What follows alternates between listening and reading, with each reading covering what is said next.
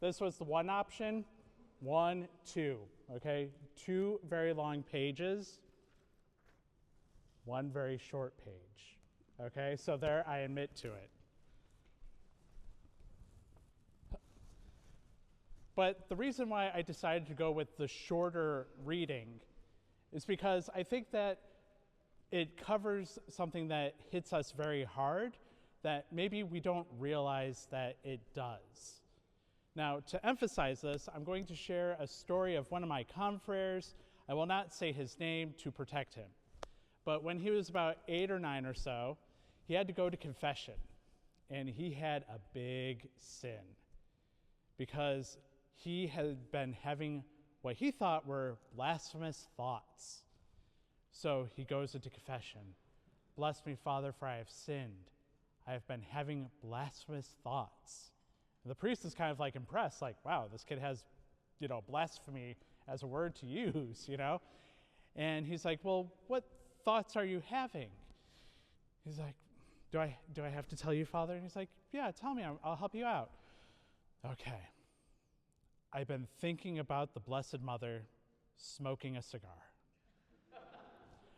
Now, the thing is that, yes, this is like little kid thoughts. And it might be like a little bit ridiculous and it's kind of cute. But the thing is that as a priest, how many times I have had the question, Father, I've had this thought, is it a sin? Because the thing is that this thing doesn't turn off. Once it does, we are no longer among the living. So it's understandable that we wonder, are intrusive thoughts mortal sin? That this thought that I have, it's bad, so therefore, am I in a state of grace?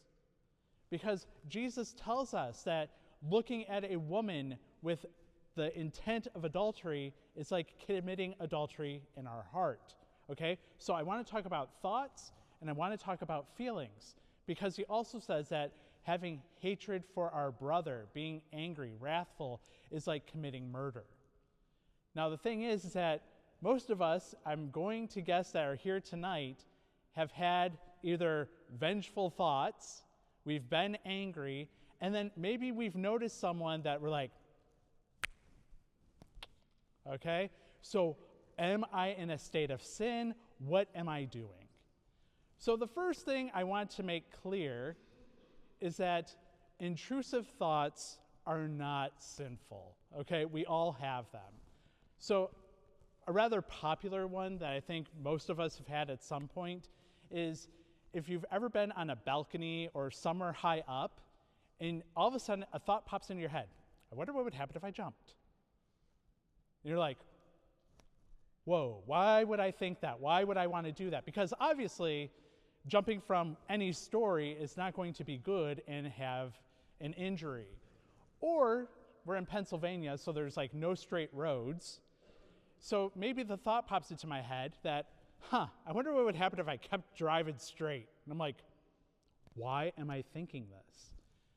There's a very simple explanation. Our brains are jerks, okay?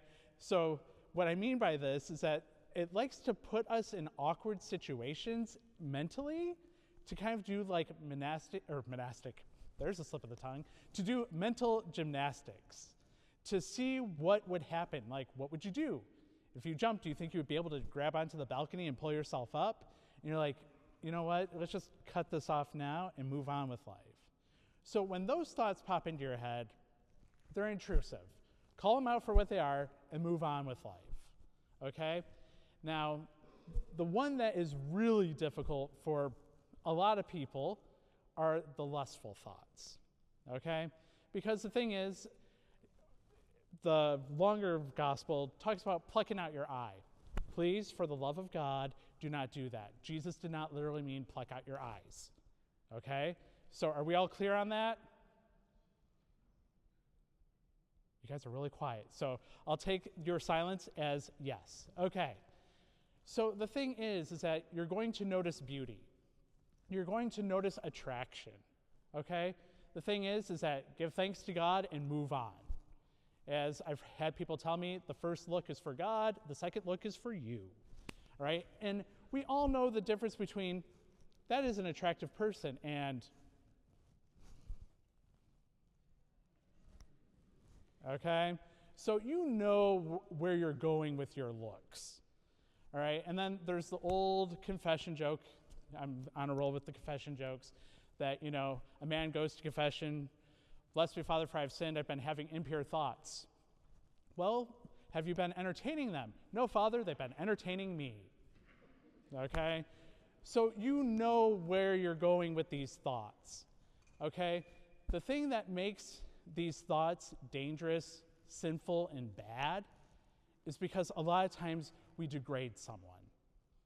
That we're using them for our own personal pleasure. That we're using them as an object.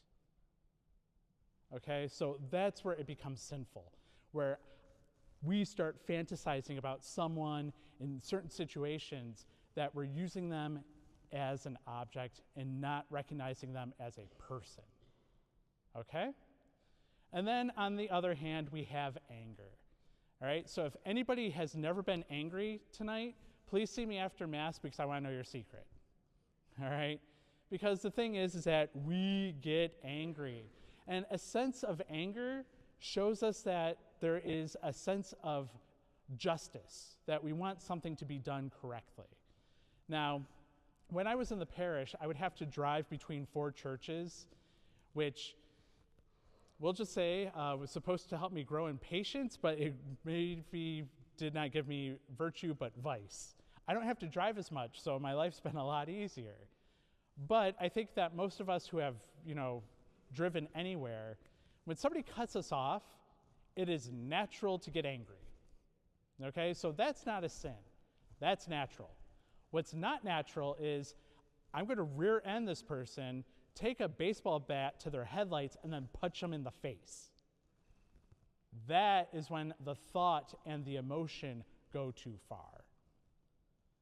So what can we do with this? What are we capable of dealing with these thoughts and emotions? The first thing I will say is call them out. Call them out for what they are, okay? That, yep, that was a lustful thought. Yep, that was a moment of wrath. Then I would say, God, you know I do not desire these thoughts, that I need to be purified. I need to be cleansed. Help me in this situation. Because a lot of times when we have these thoughts or when we have these feelings, we want to hide from God. And we think we can do it. That, you know what? If I just don't bring this up in prayer, if I don't talk to anybody else about it, if I just bury it deep within myself, no one, including God, will ever know. And how ridiculous is that? Extremely. Okay? Because here's, I would say, the secret of dealing with these, hard thoughts and complicated emotions. Bring them to God. He's not going to be shocked or surprised or scandalized by what you're thinking or feeling. He wants all of you, mind, body, and soul. So he understands that, yeah, we're human creatures and we have human fallen natures. So instead of wrestling with it or running from it, present it to God and just be, I don't know what to do with it. Now, the thing is that with thoughts and emotions, we can't just ta-da and they're gone. I wish that were the case. But don't be surprised if they try to come with more force or hit you harder. Even in those moments, offer a prayer. It doesn't have to be, now I'm going to pray for 2 hours and hope that these thoughts and emotions go away. Because they're not. The thing is that thoughts and emotions tell us where we are in life. Okay? So understanding that, okay, God, this is a part of me that's wrestling. This is a part of me that's struggling. And I need you to enter there. I need you to enter in where I'm wounded. I need you to enter in where I'm uncomfortable. I need you to enter in where I do not see any light. So the reason I share this with you is because your immediate thoughts and emotions are not, necessarily sinful. And I know a lot of people freak out about it. So understand that, okay, that was an intrusive thought. I don't want anything to do with it. That this was a strong emotion because something impacted me and I need to calm down. Emotions and thoughts are neutral. The thing is that we cannot let them control us. We need to be in control of them. But the thing that I think makes it easier to deal with is pray about it. And honestly pray about it. Don't mince words. Don't try to hide things. Bring it up front and bring it up honestly. That, God, I'm suffering from thoughts of lust. God, I'm suffering from this anger towards a friend, a family member, whoever it may be. That I, at this moment, cannot heal these things, but I know you can.